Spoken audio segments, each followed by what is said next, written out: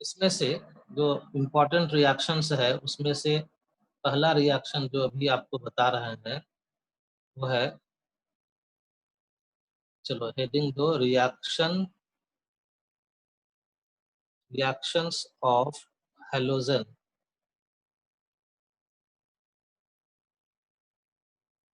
With alkanes.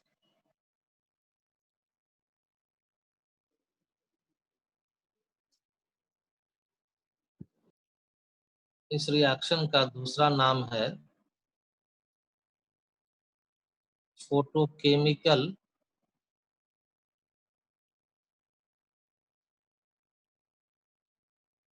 Halogenation of alkane.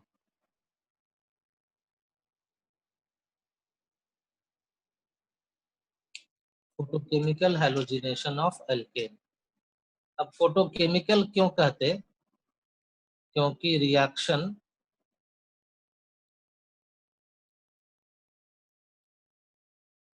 Takes place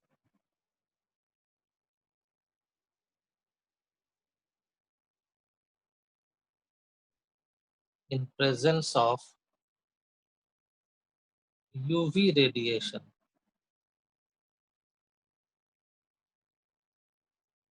that is light। Light के presence में reaction हो रहा है, इसलिए रिएक्शन को फोटोकेमिकल रिएक्शन हो गया। और रिएक्शन हेलोजेंस के साथ है, इसलिए हेलोजिनेशन कहलाया। तो पूरा इसके लिए नाम हो गया फोटोकेमिकल हेलोजिनेशन। तो रिएक्शंस को करवा सकते हैं या तो in presence of UV radiation, या फिर रिएक्शन का दूसरा कंडीशन है कि भाई डार्क में भी करवा सकते हैं। अब डार्क का मतलब ये नहीं समझिएगा कि अंधेरा में, डार्क का मतलब ये समझिएगा in absence of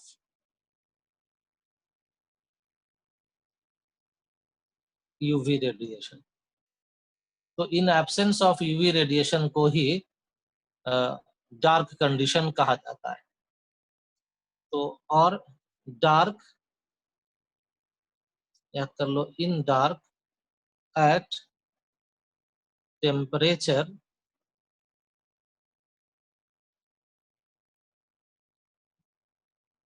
higher than 100 degree Celsius. तो रिएक्शन का कंडीशन पहले ध्यान से समझ लो। या तो रिएक्शन के कंडीशन में लिखा होगा यूवी रेडिएशन के प्रेजेंस में रिएक्शन, या फिर कंडीशन में दिया रहेगा कि रिएक्शन हो रहा हो डार्क में और टेम्परेचर हो मोर देन 100 डिग्री सेल्सियस। जैसे इस तरह से रिएक्शन लिखा रहेगा CH4 प्लस Cl2 यूवी लिखा रहेगा, या फिर यूवी के नीचे यूवी नहीं लिख करके या लिखा रहेगा एच न्यू। आपको याद होगा एटॉमिक स्ट्रक्चर में हम लोग पढ़ते हैं H nu is the energy of radiation.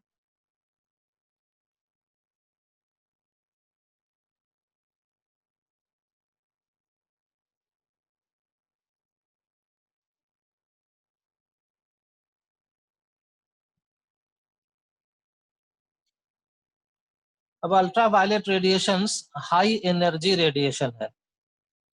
Ultra violet radiation high energy radiation है, और इसलिए उसके कारण से बॉन्ड ब्रेक होता है और फिर रिएक्शन होता है। लेकिन अगर अल्ट्रा वायलेट रेडिएशन नहीं हो, जैसे कि आपका लेबोरेटरी का रूम है, तो उस क्लासरूम में या लैब में तो सनलाइट नहीं आ रहा, तो वहां पर हम लोगों को यूवी रेडिएशंस नहीं मिलेगा। तो वो हो गया कंडीशंस फॉर रिएक्शन, हो गया डार्क कंडीशन। तो जब यूवी रेडिएशन नहीं मिलेगा तो बॉन्ड ब्रेक कैसे हो, उसके लिए टेम्परेचर को हाई करना पड़ता है। तो फोटोकेमिकल हेलोजिनेशन को पहचानने का तरीका क्या निकला? बताओ कोई।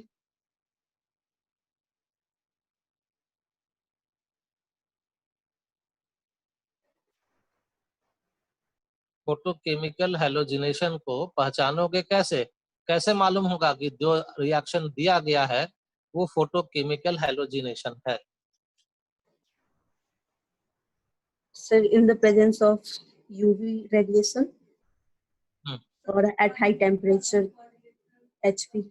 तो यही आपको सबसे अभी तक के डिस्कशन से जो सबसे जरूरी काम आपको याद रखने का है वो ये है कि जब कभी भी रिएक्शन में एल्केन हो, उसके साथ साथ हैलोजन हो और रिएक्शन के कंडीशन में यूवी लिखा हो या लिखा हो डार्क और साथ में हीट, तो अब आप समझ लीजिएगा कि जो रिएक्शन आपको दिया गया है वो एग्जाम्पल है फोटोकेमिकल हैलोजिनेशन का।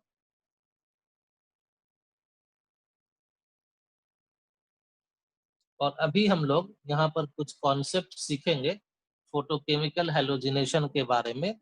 इस कॉन्सेप्ट को हमेशा अप्लाई करेंगे जब कभी भी ये कंडीशन रिएक्शन में दिखेगा। जब कभी भी रिएक्शन में ये कंडीशन दिखेगा हम लोग हमेशा फोटोकेमिकल हैलोजिनेशन के कॉन्सेप्ट को अप्लाई करेंगे। अब यही सीखना है कि ये कॉन्सेप्ट है क्या। तो पहली बात ये याद रखो कि ये रिएक्शन किसका है, तो अल्केन का है।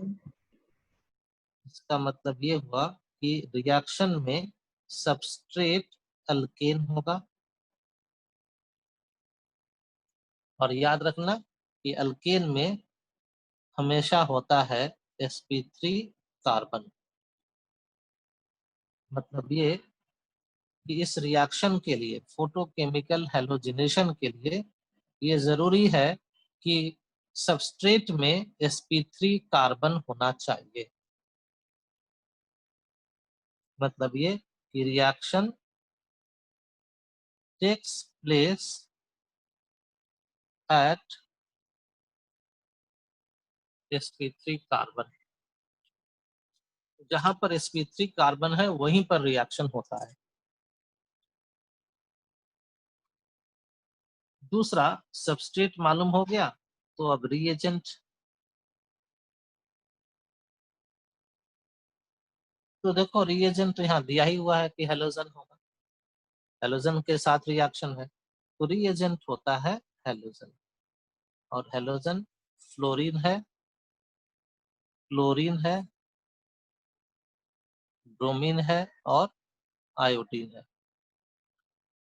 इसमें order of reactivity fluorine more than chlorine, more than bromine, more than iodine, ये है ऑर्डर ऑफ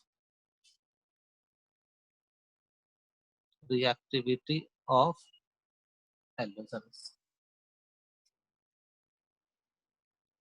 फिर से समझो, अभी तक के डिस्कशन में हम लोगों को यह समझना है कि फोटोकेमिकल हैलोजिनेशन है reaction of alkene with halogen, और स्पेसिफिकली कहा जाए तो यह है reaction of sp3 carbon with halogen.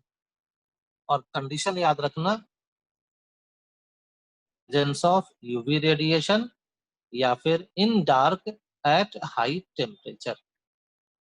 और जो रिएक्टेंट है F2Cl2Br2I2, उसका ऑर्डर ऑफ रिएक्टिविटी भी याद रखना। फ्लोरीन हाईली रिएक्टिव होता है, F2 is very reactive, और इसलिए इसके साथ जो रिएक्शन है is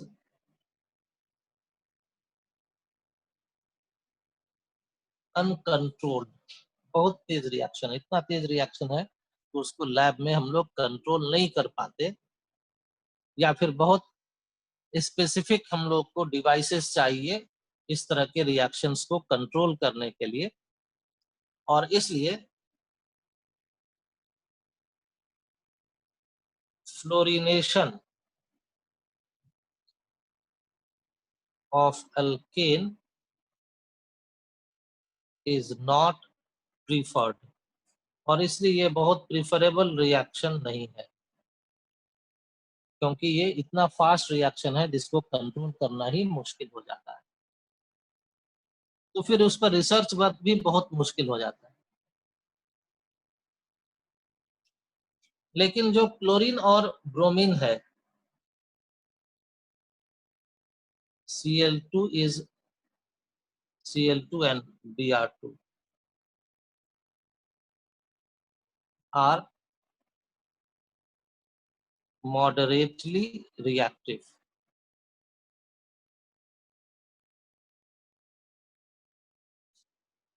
and therefore these reactions are most preferred. Most preferred का मतलब कि हेलोजिनेशन रिएक्शन में क्लोरीनेशन और ब्रोमिनेशन ये काम ज्यादा करवाया जाता है, फ्लोरीनेशन बहुत कम करवाते हैं। और बच गया आयोडीन, तो iodine is very less reactive. Iodine बहुत कम रिएक्टिव है, और इसलिए क्या होता है कि iodination reaction is very slow.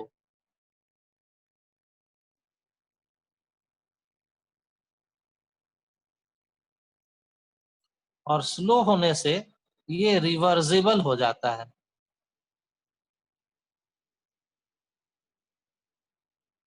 और जब रिवर्सिबल होगा तो इसका इफेक्ट प्रोडक्ट के अमाउंट पर क्या पड़ेगा?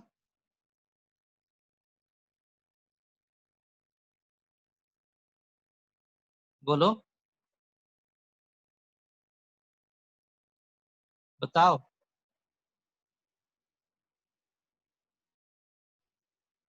देखो, रिवर्सिबल होगा तो जो प्रोडक्ट बनेगा वो वापस क्या होगा, फिर से रिएक्टेंट हो जाएगा। तो प्रोडक्ट जब वापस रिएक्टेंट में कन्वर्ट हो जाएगा, इसका मतलब यही ना हुआ कि प्रोडक्ट का अमाउंट कम हो जाएगा। और इसलिए भी आयोडीनेशन को बहुत प्रिफर नहीं किया जाता है।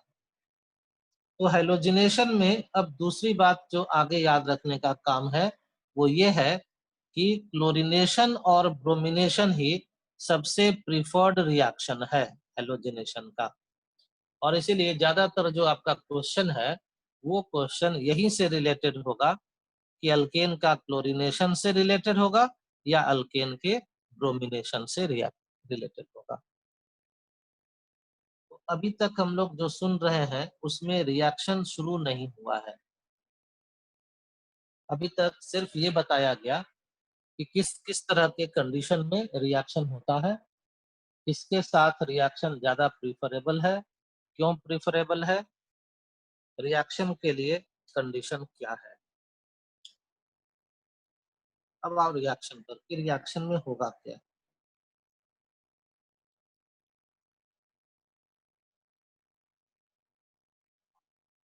यहाँ भी थोड़ा सा थ्योरी है, उसको समझेंगे। अब रिएक्शन जो होगा इसमें हम लोग दो तरह का रिएक्शन करेंगे। एक क्लोरीनेशन, और दूसरा दूसरा क्या होगा? ब्रोमिनेशन। ब्रोमिनेशन। क्लोरीनेशन का मतलब क्या समझिएगा। क्लोरीनेशन मतलब reaction with chlorine. Reaction with Cl2, और ब्रोमिनेशन मतलब रिएक्शन विद Br2. इसमें पहले हम लोग क्लोरीनेशन करते हैं। चलो हेडिंग दो,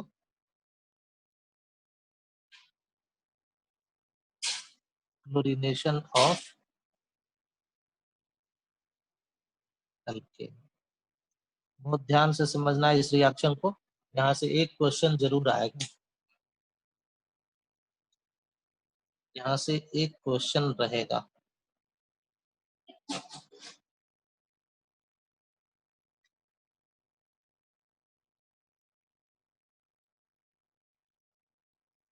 तो इसका थ्योरी समझ लो।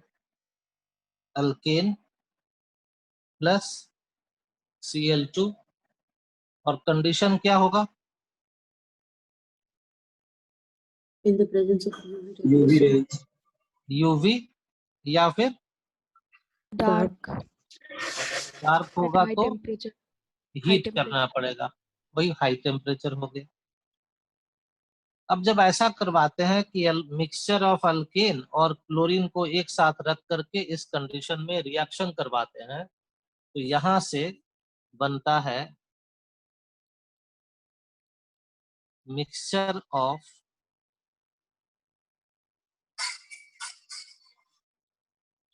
क्लोरोअल्केन।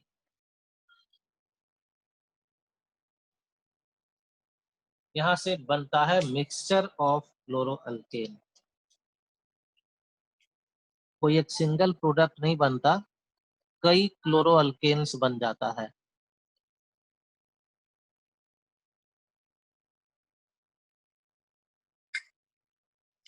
और प्रिंसिपल ये याद रखना है कि all hydrogen atoms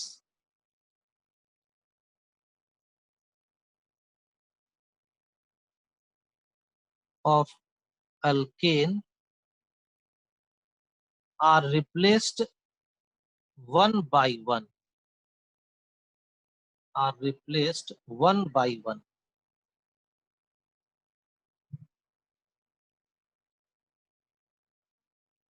by chlorine।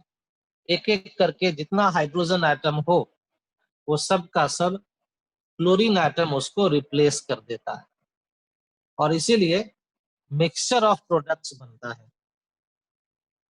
Example देखो,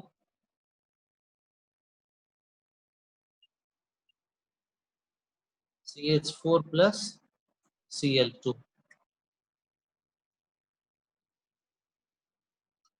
तो इस अल्केन में कार्बन से 4 हाइड्रोजन बॉन्डेड है, और थ्योरी कहता है कि ये चारों हाइड्रोजन एक एक करके क्लोरीन से रिप्लेस हो जाएगा। तो पहला प्रोडक्ट हो जाएगा CH3Cl, दूसरा प्रोडक्ट CH2Cl2, तीसरा प्रोडक्ट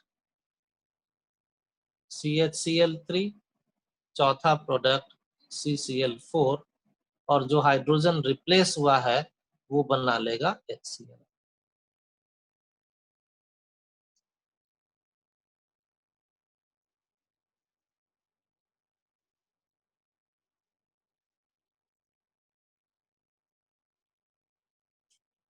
तो अगर आपको दे दें ये रिएक्शन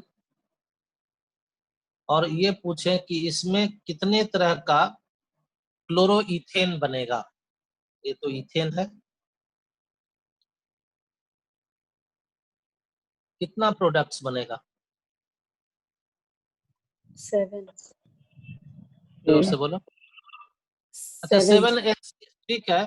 एक बात को ध्यान में रखो कि जब ऑर्गेनिक केमिस्ट्री में प्रोडक्ट्स के बारे में पूछा जाएगा तो जो इनऑर्गेनिक प्रोडक्ट है जैसे HCl है, HBr है, HI है, उसको छोड़ दोगे, वाटर होगा उसको छोड़ दोगे, ऑर्गेनिक प्रोडक्ट के बारे में बताओगे। तो यहाँ पर होगा 6 क्लोरोइथेन, क्योंकि यहाँ 6 हाइड्रोजन है तो एक एक करके रिप्लेस होगा। तो पहले होगा क्लोरोइथेन, फिर डाई क्लोरोइथेन, फिर ट्राई क्लोरोइथेन, और इस तरह से एक एक करके सारा का सारा हाइड्रोजन एटम हेलोजन से रिप्लेस हो जाएगा।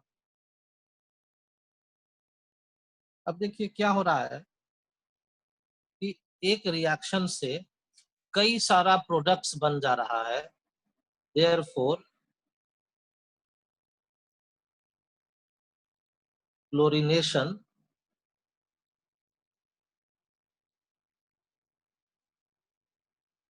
तो अब अगर क्लोरीनेशन करा करके हम लोग सोचें कोई एक प्रोडक्ट बनाए, ये मुश्किल काम है।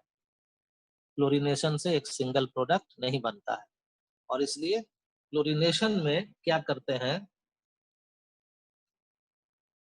Chlorination reaction is modified. इसको इस तरह से मॉडिफाई करते हैं to give mono chloro alkanes only. क्योंकि इतना सारा प्रोडक्ट बन जाएगा, उससे उसको फिर बिना सेपरेट किए कोई एक प्रोडक्ट हम लोगों को मिलेगा नहीं। तो क्या करते हैं, रिएक्शन को थोड़ा मॉडिफाइड कंडीशंस में करवाते हैं। ये याद रखने का काम है। इस तरह से करवाते हैं कि जो प्रोडक्ट हो वो कैसा हो जाए। देखो यहाँ mono, mono means one, chloro मतलब क्लोरीन। ऐसा अल्केन बने, ऐसा क्लोरो अल्केन बने जिसमें सिर्फ एक क्लोरीन एटम लगा हुआ रहे। तो क्या कंडीशन करना पड़ेगा उसके लिए? फिर इस रिएक्शन को मान लो तुमको कहें कि फर्स्ट इक्वेशन को बैलेंस करो, फर्स्ट इक्वेशन को बैलेंस करो, तो बैलेंस करने पर कितना CH4 और कितना Cl2 होगा? तो देखो 1 2 3 4 कार्बन है, तो 4 CH4 कर दोगे। और क्लोरीन कितना करोगे?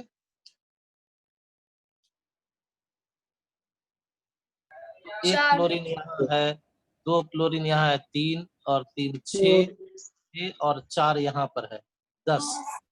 लेकिन उसके साथ साथ यहाँ देखो हाइड्रोजन भी तो है जो HCl बना रहा है। तो ये HCl 4 × 4। अच्छा हाइड्रोजन चेक करो, 3 2 5 1 6 हाइड्रोजन है और इधर है 16। तो HCl कितना हो जाएगा? 10 हो जाएगा ना। तो अब बताओ कितना क्लोरीन की जरूरत पड़ेगी? 10 क्लोरीन यहाँ, 10 और 4 14, 3 17, 2 19 और 1 कितना हो गया? 20। तो 20 क्लोरीन के लिए यहाँ पर 10 मोल Cl2 चाहिए। तो 4 मोल CH4 के लिए हम लोगों को चाहिए 10 मोल CH2।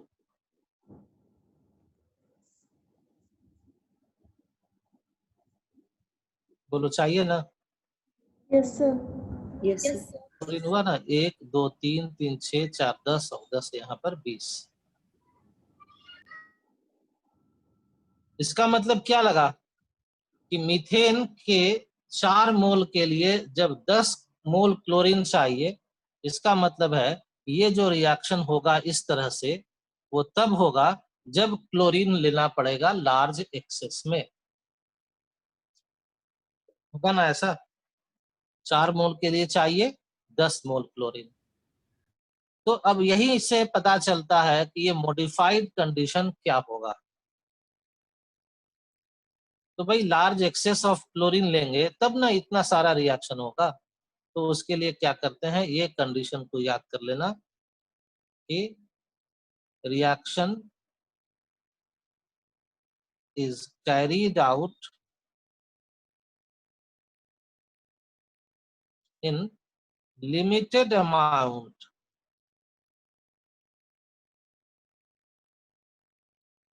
Of chlorine. क्लोरीन का बहुत लिमिटेड अमाउंट में ले करके रिएक्शन को करवाते हैं। तो ये कंडीशन याद रखोगे। किस ये किस तरह के रिएक्शन के लिए कंडीशन है? बोलो।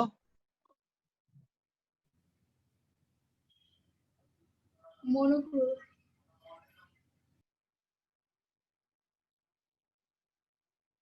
To obtain मोनोक्लोरोअल्केन्स।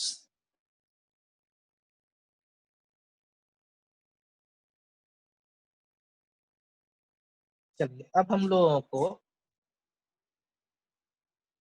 जो मेन रिएक्शन है क्लोरीन का एल्केन के साथ, वही अब हम लोगों को पढ़ना है, और वो है मोनोक्लोरिनेशन।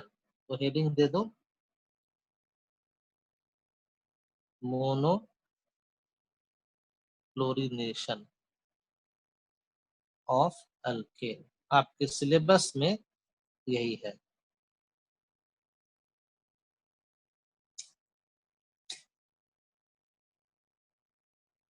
अब मोनोक्लोरिनेशन मतलब क्या समझे,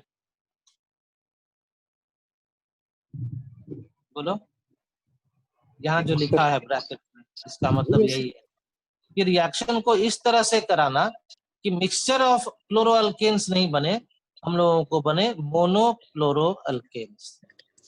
तो इसका मतलब अब ऐसा लिखोगे, अल्केन प्लस Cl2, कंडीशंस तो वैसा ही रहेगा, या तो यूवी होगा या फिर डार्क होगा, और डार्क होगा तो हीट करना होगा, और उस केस में जो प्रोडक्ट होगा वो कहलाएगा मोनो क्लोरो अल्केन। जैसे एग्जांपल लो, CH4 प्लस Cl2, और कई बार एरो हेड पर क्वेश्चन में लिखा रहेगा मोनोक्लोरिनेशन, ऐसा लिखा रहेगा। तो इससे समझ जाना कि इस कंडीशन में रिएक्शन हो रहा है, जिससे सिर्फ मोनोक्लोरो अल्केन बनेगा। तो अब प्रोडक्ट क्या होगा, C. अब प्रोडक्ट होगा एक ही प्रोडक्ट CH3Cl प्लस HCl। और ये दूसरा कंपाउंड ले लें, इथेन, तब प्रोडक्ट क्या होगा, C2H5 Cl plus HCl. Hydrogen को रिप्लेस करेगा क्लोरीन। तो मोनोक्लोरिनेशन का मतलब ये भी तुम समझ सकते हो कि one hydrogen is replaced by one chlorine atom, हो गया मोनोक्लोरिनेशन।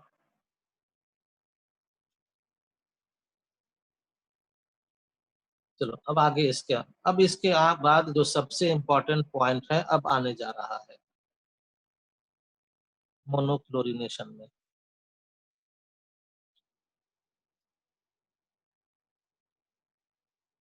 जैसे एक एग्जांपल से पहले समझो इसको।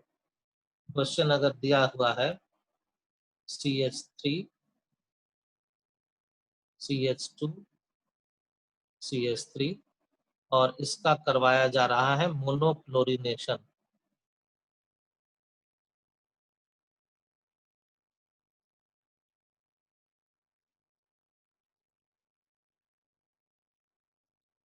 तो प्रोडक्ट क्या बनना चाहिए, CH3 CH2 CH2 Cl plus HCl. CH3 CH2 CH2 Cl plus HCl. HCl। और कोई बताइएगा कुछ सोचकर।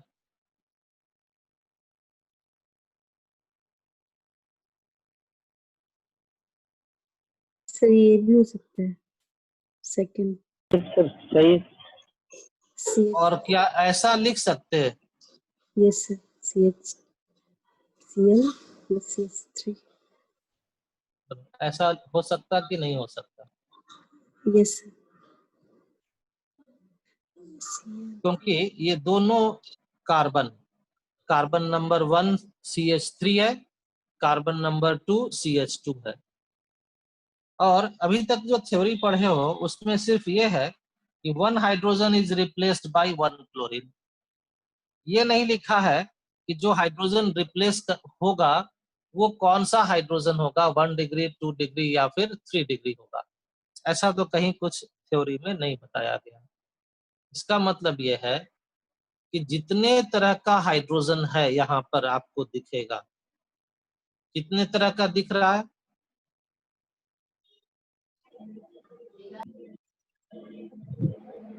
तो वो दिख रहा है 2 तरह का हाइड्रोजन। और ये दोनों हाइड्रोजन कहाँ कहाँ पर है,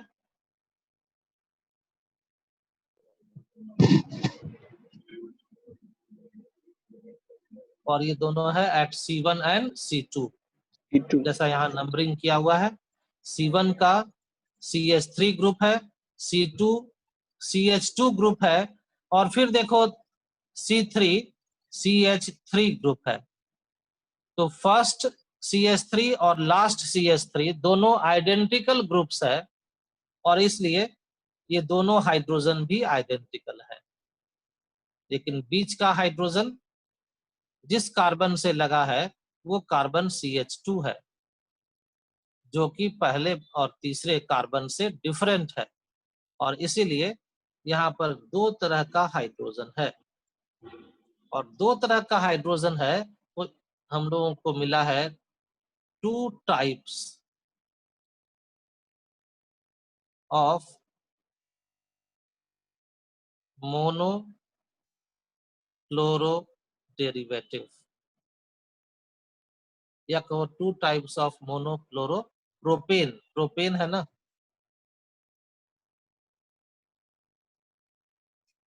तो अब जो समझने का काम है, अब इस रिएक्शन से जहां क्वेश्चन आता है उस टॉपिक पर हम लोग पहुंच गए, और वो टॉपिक ये है कि all possible मोनोक्लोरोअल्केन्स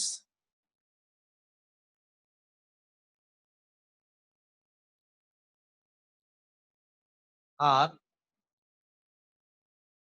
formed. All possible monochloroalkanes are formed, और यहीं से क्वेश्चन आपको आने वाला है।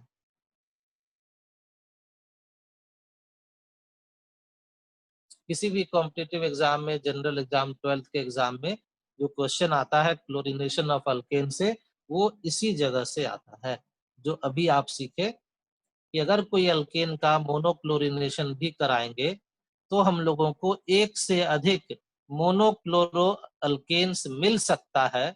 वो डिपेंड करेगा कि उस अल्केन में कितने तरह का हाइड्रोजन प्रेजेंट है। यहाँ पर जो अल्केन दिया गया है उसमें 2 तरह का हाइड्रोजन है, इसलिए 2 तरह का प्रोडक्ट बना है। चलिए फिर हम लोग दोबारा लॉगिन करेंगे, उसके बाद यहाँ से आगे का काम करेंगे।